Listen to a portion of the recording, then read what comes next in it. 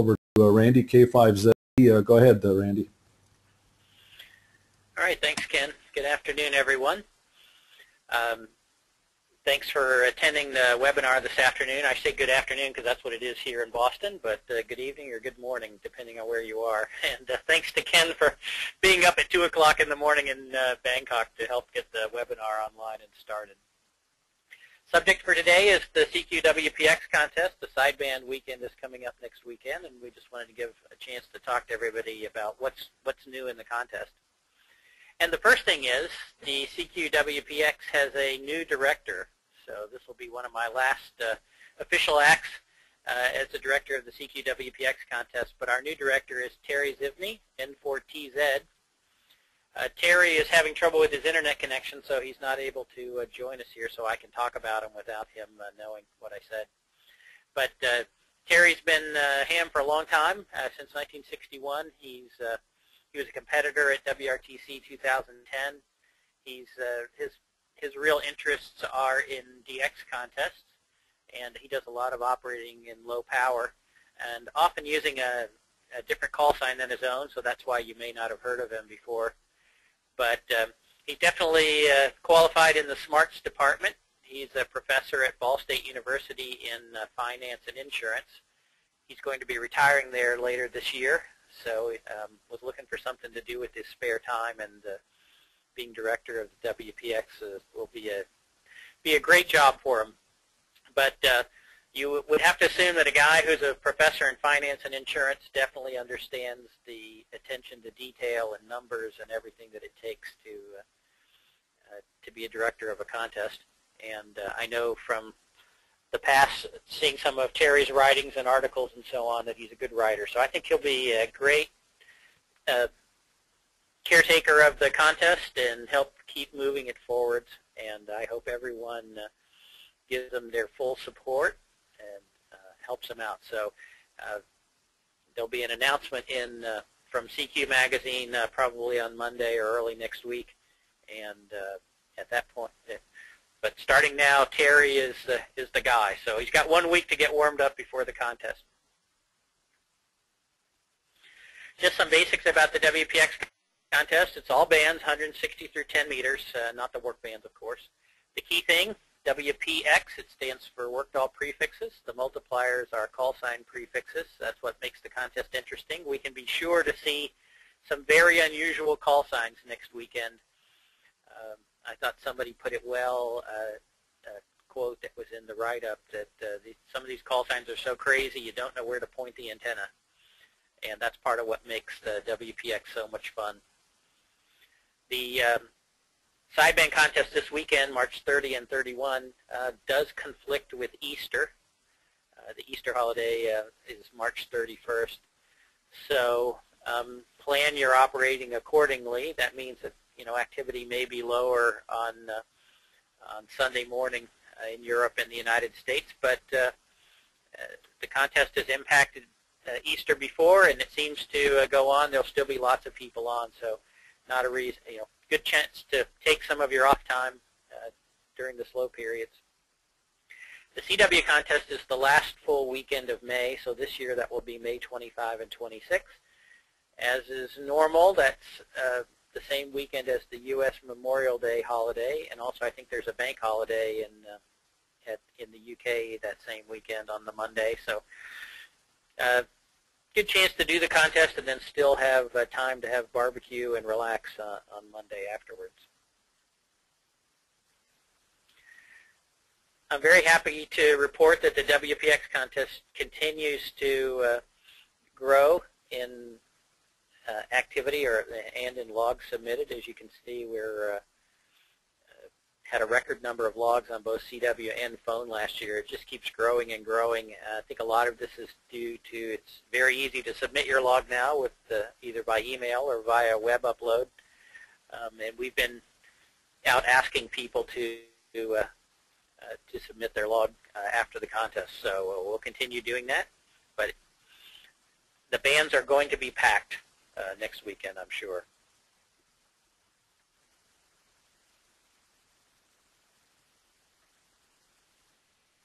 So let's There were a number of rule changes for 2013. Many of these are echoing rule changes or copying rule changes that were made in the CQ Worldwide contest. I'm going to go through them quickly just so everyone knows what changed.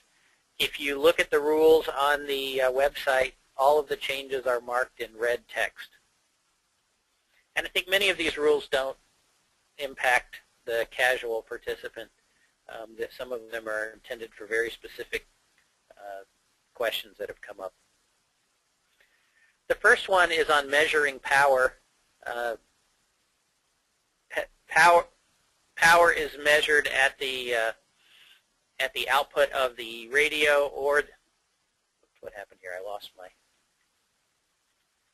screen for a second. Okay, power is measured at the output of the radio, or it's measured at the output of the amplifier. And the rules are very simple. Your power category is either QRP 5 watts, low power 100 watts, or high power 1500. So we're not measuring it at the antenna or some other faraway place. It's measured right where it leaves the radio or the amplifier. And it should be very simple. Everyone in the world has a watt meter and should be able to read it. And we would appreciate if people would obey the 1500 watt limit. That limit is set for a reason. It keeps the game fair for the most number of people. There's another new rule saying use of IP networks for remote receiving is not permitted. This rule can be confusing because there's also a rule that says remote operation is okay. And so I wanted people to understand that if you do remote control to your station and your station meets all the rules of the 500-meter circle and so on, and antennas and connected by wires, then it's okay. What this rule is addressing is we do not want people to be operating from one location and then use some of these receivers, remote receivers that are available over the internet for listening. That's not allowed, I think, in any contest, but we added this rule to make it very clear that remote receivers via the internet are not permitted at all. There is no extreme category in the WPX like there is in Worldwide, so really there's no category that's permitted to use remote receiving in this way. This is a rule that was copied from the CQ Worldwide, and it's requiring people to use a hardware interlock if they're going to have more than one signal on a band at one time, or if it's a single op, if you're going to have more than one signal on any band, you need a hardware interlock. And what this is saying is you can't rely on just using hand signals between the two operators. There really needs to be a physical connection or way of controlling which transmitter is sending at one time. And the reason this has become important is we're now using the software-defined radio recording. So we're recording all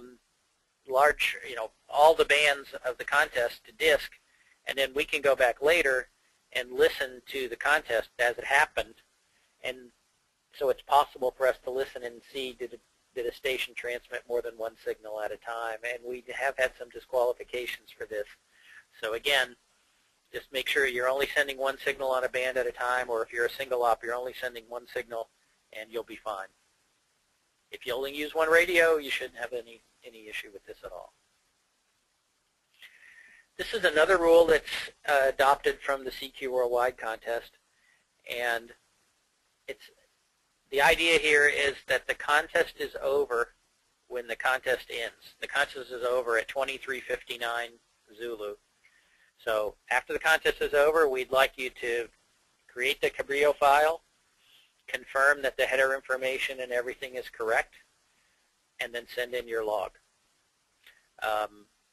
Do not work with your friends or look at QRZ.com or look at some databases or look at the, don't compare logs with other people. When the contest is over, make sure your log is correct and send it in. That's the purpose of the contest is to test your operating skills over the air, not your log cleaning skills afterwards. And I think, well, I'll wait to say that. We added a new category this year. So there's always been a QRP category, a single operator QRP category in the WPX contest, but there was no assisted QRP category. And so what was happening is the QRP assisted entries were being placed in the low power assisted category.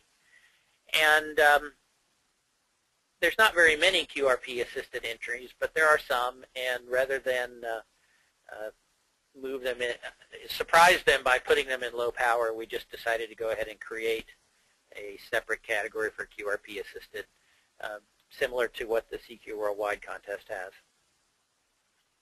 So anyone who operates QRP assisted this year will be setting a new record in their category.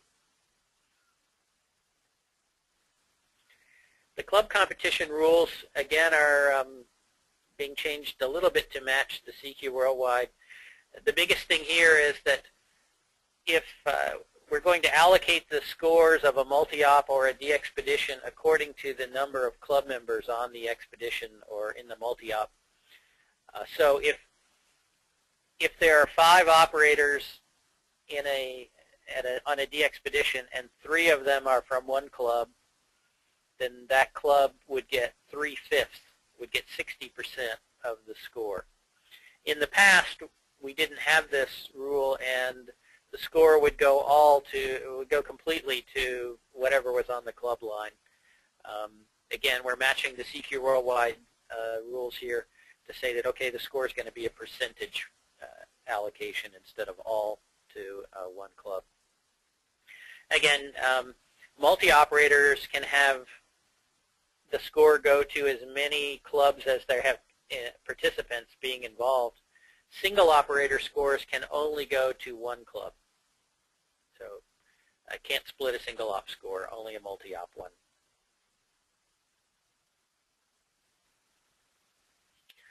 Here's probably one of the biggest rule changes that will impact everyone, and that is that the log deadline is now 5 days. The first contest to do this was the CQ Worldwide last October and November, and we were very happy with the response of the contest community to get their logs in on time. It all went really well, and so we're expecting that it'll even be better for WPX. So the rule is that your SSB log needs to be received by April 6th for sideband or by June 1 for CW. If your log is not received on time, it's still okay. We'll accept it. Your logs are welcome at any time. But a log that's received after the deadline will not be eligible for certificate or a plaque. So the score will still appear in the listings, and we'll still use it for the log checking. You'll still receive a log checking report, but no certificates and no plaques. If you happen to win your category and your log is late, the certificate will go to the second place station. So it's really important, and we really do want you to get your logs in on time within the 5-day deadline. If you are not going to be able to do that for some reason, you can request an extension. So you can request an extension before the contest or immediately after the contest. You send an email to director@cqwpx.com. That will go to Terry, and you need to give them a reason. It needs to be a good reason, not just because you don't, it has to be a legitimate reason. And the extension is only granted, or is only confirmed if the director writes back to you and approves it. So please get your login on time. But if you can't, we understand. Sometimes with travel and personal situations, you may need some more time. But it's very important that you ask for the extension before the deadline, because after the deadline, we won't be able to do anything, because that's unfair to all of the people who did submit their log.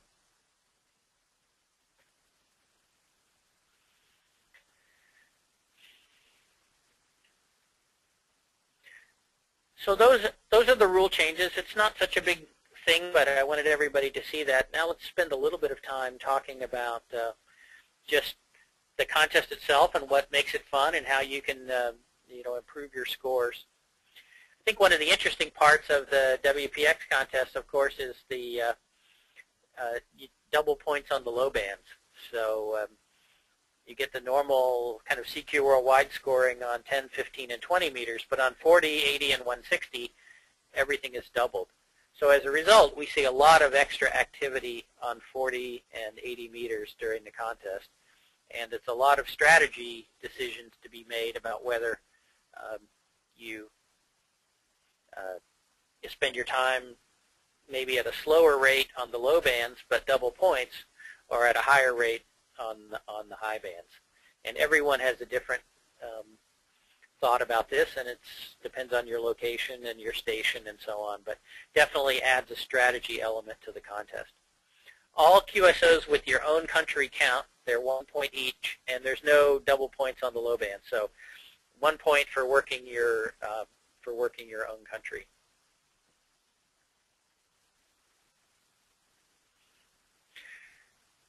One of the things that I like about the WPX the most is the multiplier structure. Multipliers are the call sign prefixes of the station that you work. So there can be a lot of multipliers.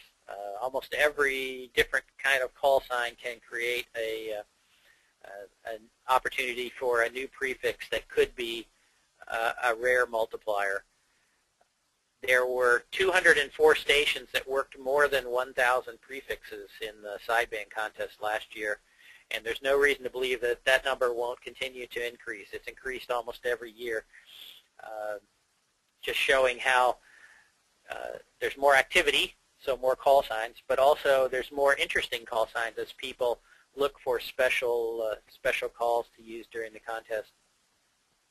The prefix is to everything up to and including the numbers at the beginning of the call. So we can see that W3XYZ becomes W3. That makes sense. DR2006X, the prefix is DR2006. So you get all the numbers that are there.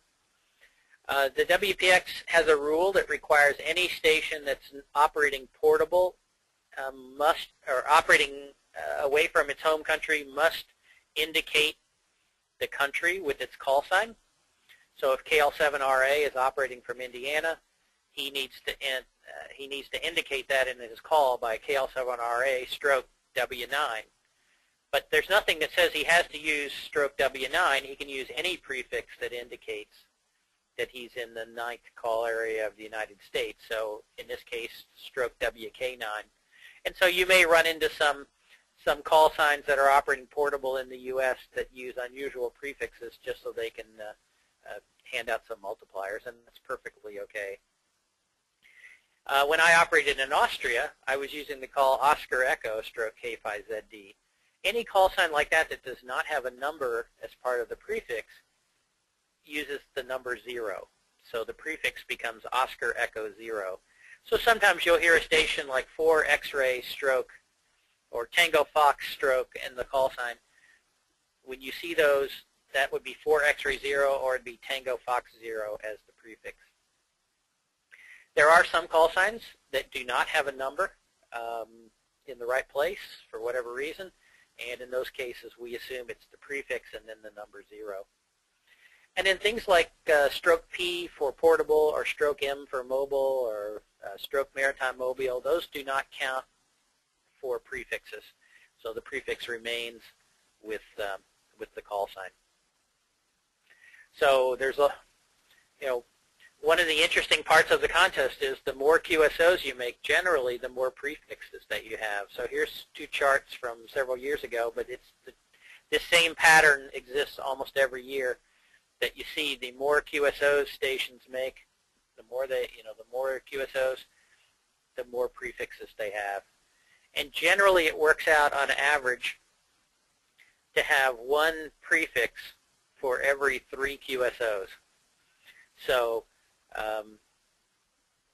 Part of the challenge of the contest is to try to work as many stations as possible because and to run or call CQ as much as possible, because the more stations that you work, the more multipliers you have. This also means that the scores go up very fast. So as you work more and more stations with more multipliers, you're going to see your score continue to push upward very fast. So every chance you get, you want to focus on making rate. But you may also want to focus on working different parts of the world because you have a better chance of getting more multipliers.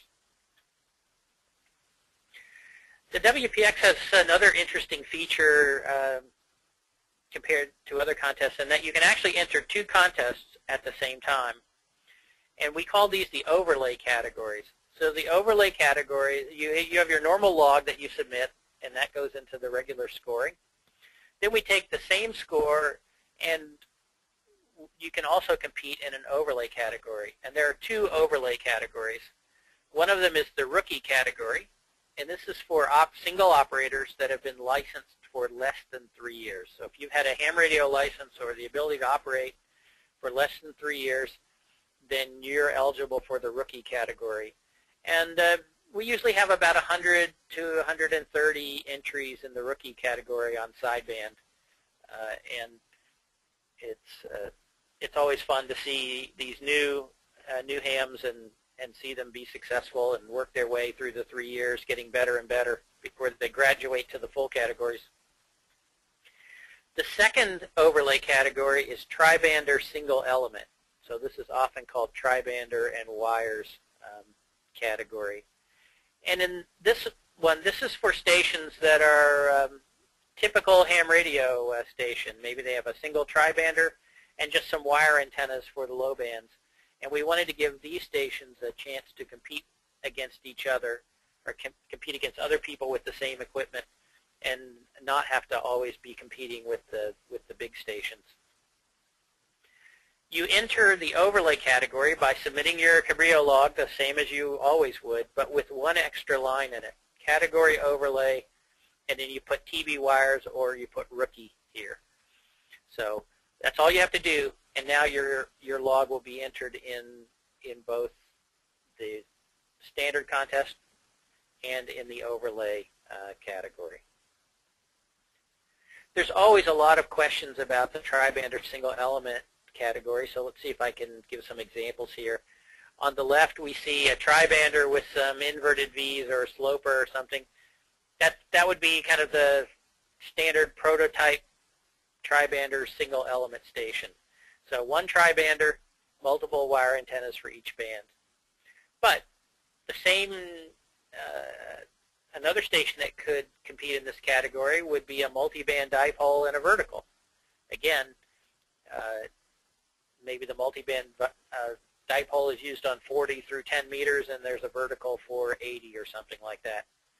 The questions to ask yourself if your station will qualify for this category is, do you have one feed line to the 10 to 20 meter antenna? So the idea here is, whether it's a tri-bander or whether it's a dipole or something, the idea is that there's one coax that's covering 10, 15, and 20 meters.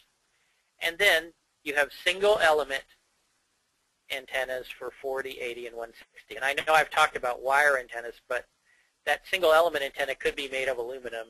But the important thing here is that it's just one antenna, a vertical with some radials, or a dipole, or a sloper, and not some more exotic, phased array or something like that.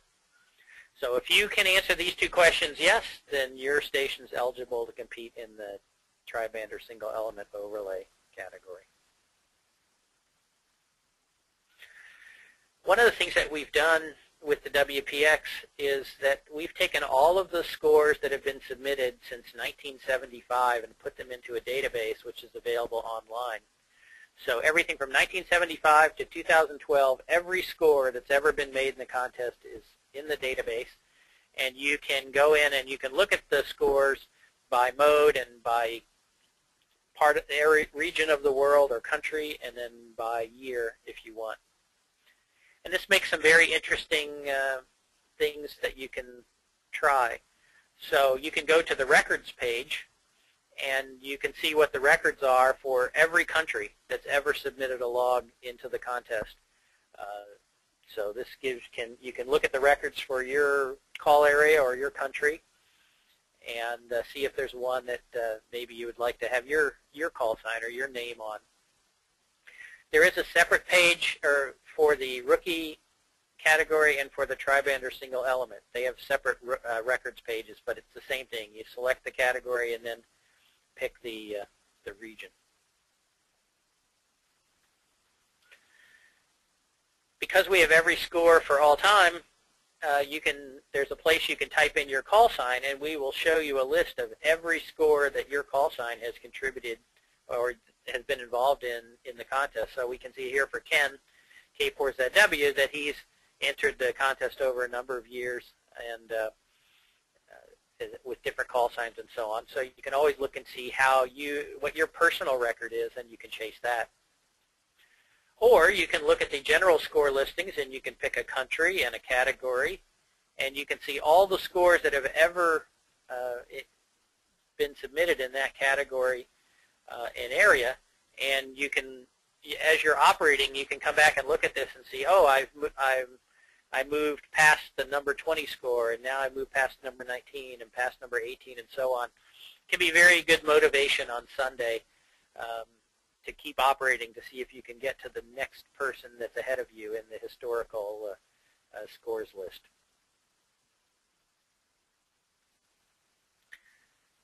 Everyone who submits a log entry into a category for the WPX contest can download a certificate for their effort.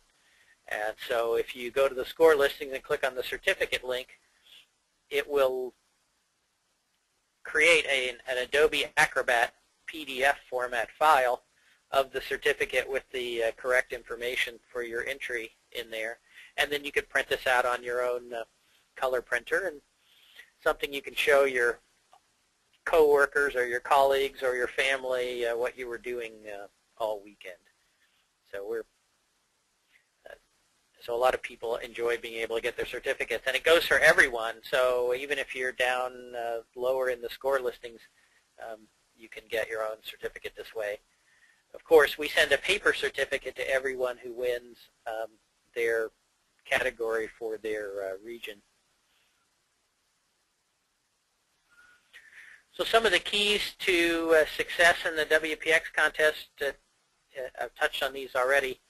Maximize your QSO points. So pay attention to working stations that are DX because they're in another continent, because they're worth 3 points on the high bands, but they're worth double points on the low bands. So spending a little bit of time on 40 meters can often result in some extra points to help the score.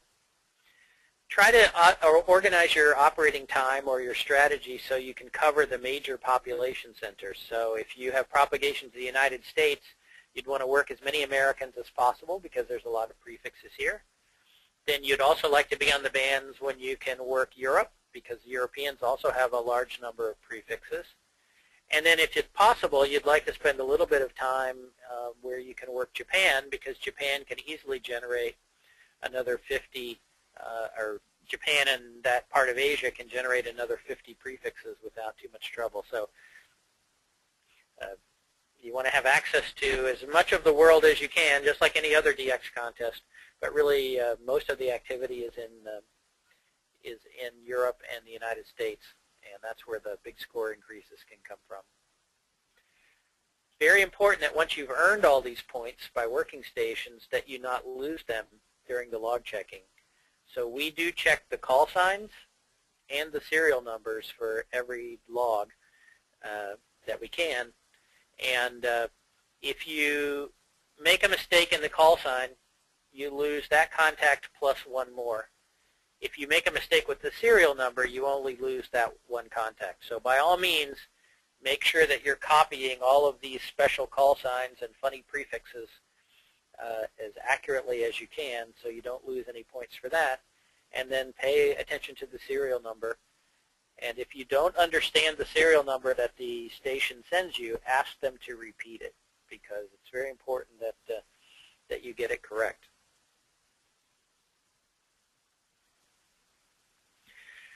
Once you finish the contest and you're ready to submit your log, you can always submit your log via email to ssb@cqwpx.com, like it always has been. But we're really recommending that people start to use the web page. So if you go to the CQWPX.com website, there is a page, log check page, where you can upload your log.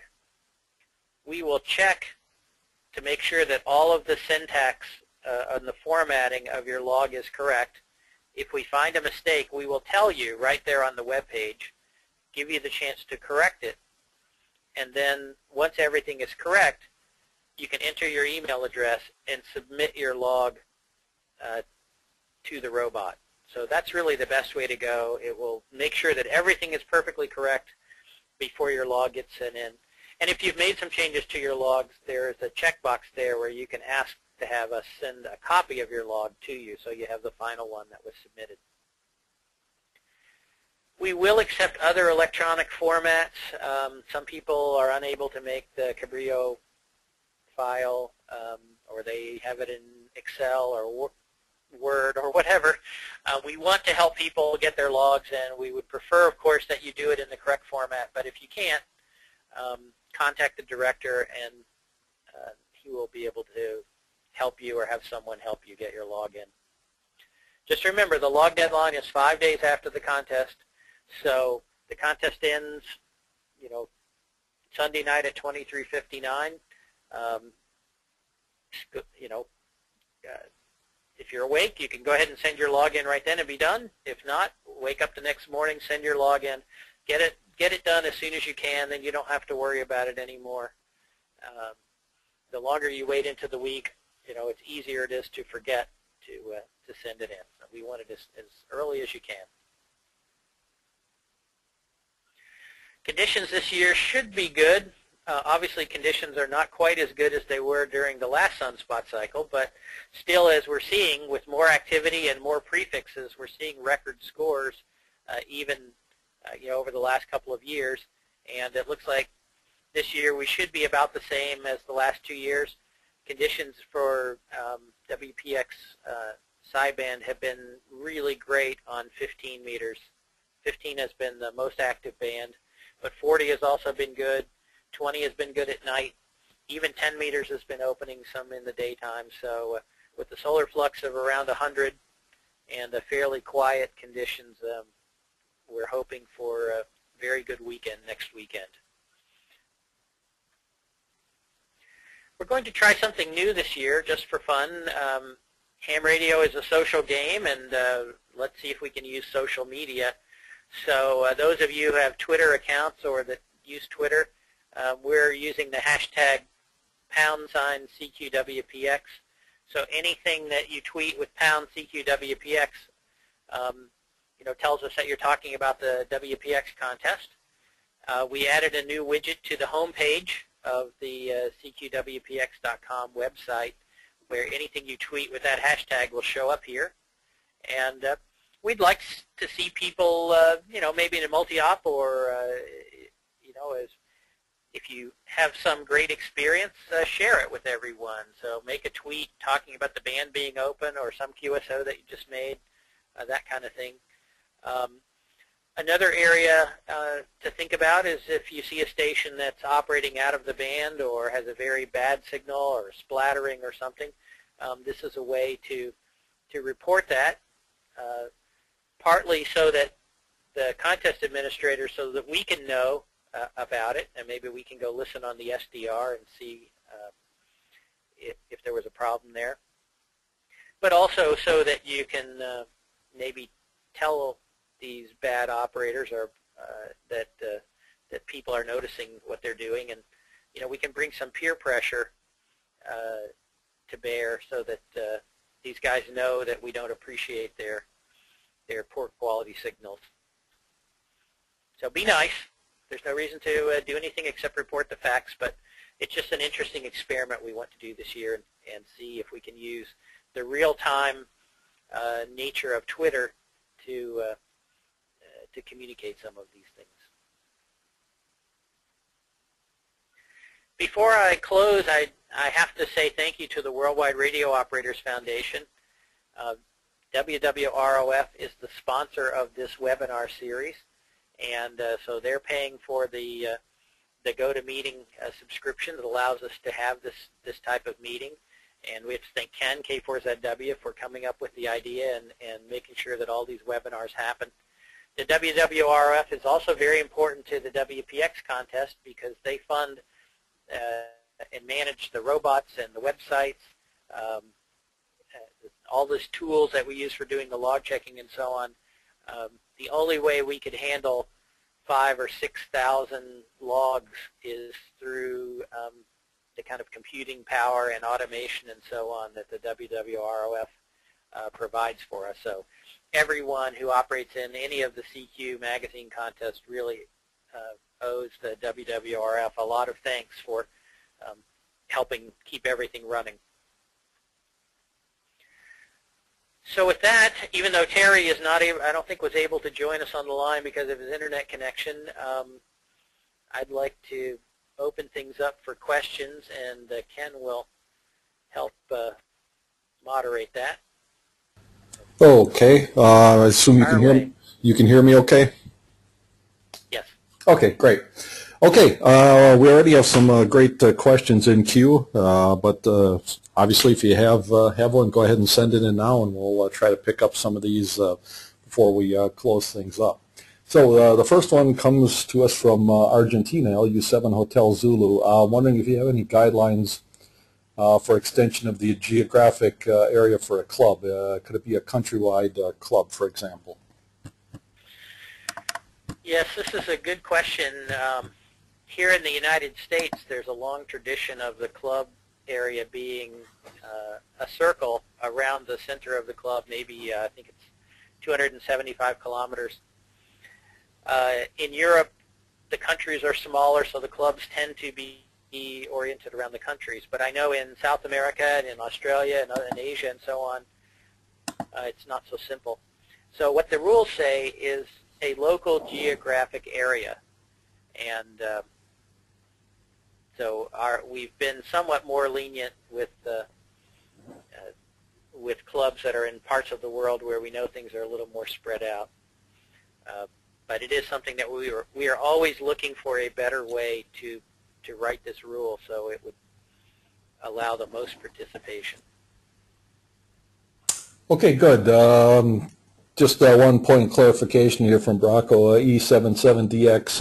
Assume that logs received after the 5-day deadline do not count for records. Should one actually be a record? Is that correct? That is a very good question, and we never had the concept of late logs before this year, so we're going to have to change our database programming to how we present the results and so on. But the plan right now is that late logs would not be allowed to be a record. We're including them in the listings because the scores were made and so on, but if a log is received after the deadline, it did not meet all the rules, so therefore it shouldn't be counted as a record. Okay, next question from James, November Fox 8 India. He lives in Maryland, which is the W3 call area. So is there any requirement for him to sign stroke 3, or can he just use NF8I? You are not required to send portable if you're outside of your call area. The rule about the KL7RA example was only if you're operating in a place that's not, where your call sign does not indicate the correct country. So KL7 is clearly Alaska, but if he's in Indiana, he has to tell us he's in the United States in W9. But if you're using your regular call, NF8I, and you're in Maryland, it's okay. You don't have to send portable at all. I do this all the time. My call is K5ZD, and I live in Massachusetts, and I don't send portable anything. And that's okay. That's fine within the rules. Okay, a couple people asked this question regarding the tri-bander wires. say, for example, you're using just a single G5RV for 10 through 160 or some other wire you have up in a tree through a tuner, does that qualify for the tri-band or single wire? So if we go back to our question, and I can see why there's some confusion on this, but do I have a single feed line to the 10 through 20 meter antenna in the case of a G5RV? And the answer would be yes. And do I have a single element antenna for the other bands, 48 or 160? Now, in this case, in the G5RV example, it's the same antenna, but that's okay. All we're really asking is these two questions. If you can answer yes to these, then you qualify. So even someone with just a single long wire antenna could answer yes to both of these questions and qualify for the TB wires overlay. Okay, this is one that came to mind from Doug KR2Q. You were showing some Twitter examples, and one you had there is, hey, I just worked P29 on 10 meters. How's that handled for a single or, well, I guess single op unassisted or anyone that's unassisted? Well, I think it's long been established that anyone, even a single operator, can post or make spots. So there's nothing wrong with typing in that you did something, regardless of your category. So that doesn't change anything. There is some question if you were a single operator, not assisted, and you were looking at the Twitter feed and you saw somebody actually post that such and such station was on a particular frequency and you went there, in that case you would be using assistance the same as if you were using the DX cluster. So if you did that, you should claim you are in the assisted category. I hope that answered that. Okay. Another question from James, NF8I, regarding the rookie category. He's been licensed for 9 years, but only been on HF for 2 years. Could that still be considered a rookie category? I get that question quite often, and we really had to draw a hard line on this.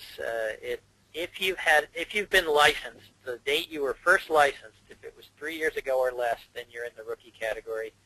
If you were licensed before that, or you were licensed, let's say 20 years ago, and then let your license elapse, and then you got a new license now, we've very consistently been telling everyone that no, you cannot participate in the rookie category if you've been licensed for more than 3 years. And I realize, maybe that seems a little unfair, VHF and then HF and so on, but it just becomes too difficult for us to manage it around the world, so we wanted to keep the interpretation as simple and clean as possible. Okay, Tim, KQ8M, wondering about the lockout. Is that required for SO2R stations? Yes. Okay. Yes, the rule in single operator is very clear, only one transmitted signal at a time. Yep, because you can always go back with your SDR and even if it's single op 2 radio and see if they've got 2 signals on the band or on the air at one time. So, okay, Doug, VE5 Charlie Mike Alpha is wondering why the power measurement is at the output of the amplifier instead of at the antenna. Seems like it penalizes stations with long feed lines where feed line loss can be significant. Well, so maybe this is just a United States bias, but in the USA, the FCC, our telecommunications authority, has always measured power, either input power or measured power at the output of the transmitter. And so the loss in feed lines or so on didn't matter. It was output at the transmitter. We do know that there are some, and the reason we changed the rule is because there are some radio services around the world that do measure power at the antenna. The problem in the amateur radio world is if I have a long feed line and then a tower and then the feed point is 10 meters out on the boom of the antenna, there's really no accurate way to measure power out there. And so we were having problems where people were telling us they were running 3,000 or 4,000 watts because they were saying that they only got 1,500 watts to the antenna. And there's no way to manage this. So our decision is we're going to measure power where it comes out of the station, out of the antenna, out of the transmitter or the amplifier, and it's station engineering that needs to decide what you're going to do about the loss through the feed line and so on. That's part of building the better station. And everyone in the world has to deal with this trade-off in some form or another. But that's why we declared where we're going to measure power. So there's no question in the future as to whether it's at the antenna or at the station. Yeah, because I think if you start doing it at the antenna, it opens up for a lot of creative things, as you pointed out. Yes, it does. Okay, hey, Terry, N4TZ wanted to let everyone know that he is on the webinar here. Audio breaks up sometimes, typical for a low power guy. So anyway, he is here listening in. Okay, Louis, EA8 Alpha Yankee was wondering if there might be a team competition like they have in the CQ Worldwide, if you might be considering that at some point. We have not been thinking about it for the WPX, and actually we've been thinking about removing it from the CQWW because it has not had very much participation. So if that's a category that he likes, this would be a very good time to be letting us know about it. But right now there's no plans to add that for the WPX. Okay, a couple more questions here. We've got some good ones, and this one I should know, but I don't. Greg, VA3 Golf Delta was wondering what is the scoring between the U.S. Between W and VE stations? Oh, I'm sorry, I guess I misread that. It's 1 point within your own country. Correct? Yep, let me get to here we go. So it is, so if a VE works a VE, it's 1 point. If a W works a W, it's 1 point. But if a VE works a W, then on the high bands, it's 2 points. And on the low bands, it's 4 points. Okay, out to Tunisia, 3 Victor 8 Bravo Bravo was wondering, you had mentioned the Twitter thing and posting comments if someone's got a broad signal, and just wondering, I guess, are you prepared to go back to the SDR and look at some of these and maybe take it up with the station owners? Yes, we are, because, well, there's a survey, a CQ Worldwide survey going on right now, and one of the questions was, should poor signal quality or wide signals be something that could bring a disqualification or an action by the committee? And right now there's a lot of support for that idea. My personal opinion here is that we share the bands. Having a good, clean signal is being sportsman. It is part of being a good sportsman. In contesting, if someone has a very wide or broad signal, often it causes a lot of trouble for everyone else, while it makes it easier for them because they have a clear frequency. And that is not fair to the contest community or to the other participants to allow that to continue. So we're still working on how we're going to do this, but I want to start getting some of these reports so we can go back and look at them, and we do want to develop a methodology where we can go back with the SDR or some other mechanism and tell somebody, your signal was 6 or 8 or 10 kcs wide by this measurement, and therefore you get a warning or a yellow card. Okay, Duncan wants to know if he operates EA5 Oscar November Stroke 1. Is he considered EA5 or EA1? That would be EA1. Okay. That's, I guess I didn't have that in my examples here, but yes. anytime like W3XYZ portable 4, the portable, if there's a portable with a number, then that number affects the prefix. So EA50N/1 would become EA1.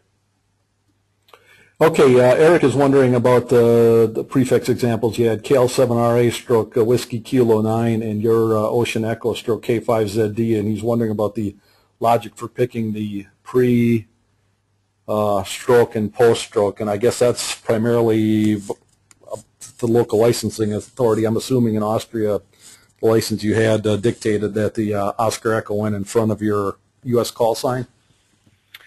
Well, I was under the CEPT there, so generally everyone would like to use the country prefix first because that notifies people immediately where you are.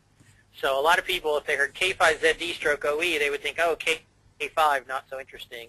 Whereas if they hear OE, they know, oh, that's a station in Austria, and then the rest of the call. So I think the convention is you would put the country prefix first. However, there's a few exceptions to that, and not sure about the U.S., but for example, if a Canadian operator comes into the United States, they're required by law to be the VE call stroke, you know, W call area or something like that. So it really just depends on the local licensing as to what you can do. Okay, couple more here. Let's see, multi-op categories. Is an alternate CQ allowed on the same band? I think the rules specifically prohibit that.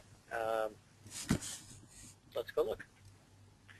So the answer to all questions is in the rules. And the answer is right here. So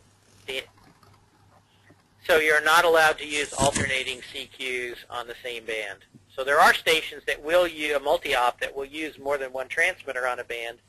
One station will be CQing, the other one will be calling people.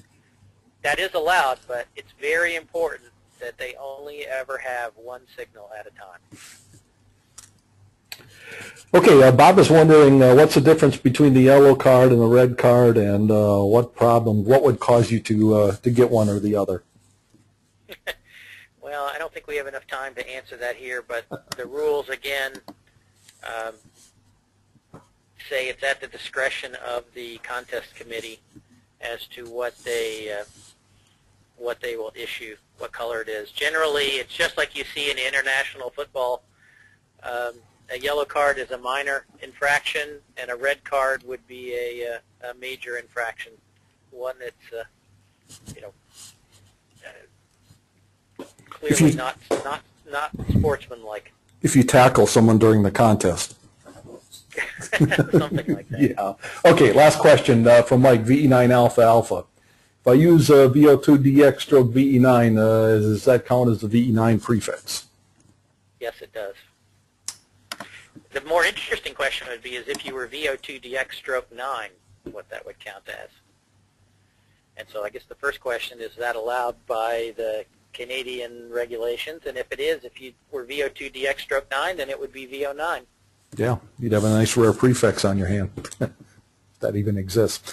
Okay, well, let's go ahead and wrap it up. Randy, you got anything else you want to add before we close it out? No, I want to thank everyone for joining us today, and I look forward to working as many of you as I can next weekend and in the CW contest. And please, once again, welcome Terry into the new job. It's since he's just starting right now, and the contest is in 1 week. He's got a lot to learn in a very short period of time, but I think he's going to do a great job, and I would appreciate everybody giving him all the help that they can. So thanks very much. Okay, yeah, thank you, Randy, and also thanks to Tim K3LR, who has been here and working with us on these webinars. And as Randy pointed out, you know, check out the WWROF webpage. We have a number of upcoming webinars, which I think will be of interest to a lot of people. So they are all listed there, dates, times, registration links. Go ahead and check that out. And also do us a favor and pass the word. We've got plenty of seats available on these webinars, and we're happy to take as many people as we can. So with that, thanks, guys. Thanks, everyone, for joining us, and we'll see you on the contest this coming weekend. I know there will be at least 1 or 2 stations on here from Bangkok. I'll probably spend a little bit of time on the air as well, so hopefully we've got some decent conditions. Take care, everyone. 73s. We'll see you for the next webinar. So long. Bye-bye.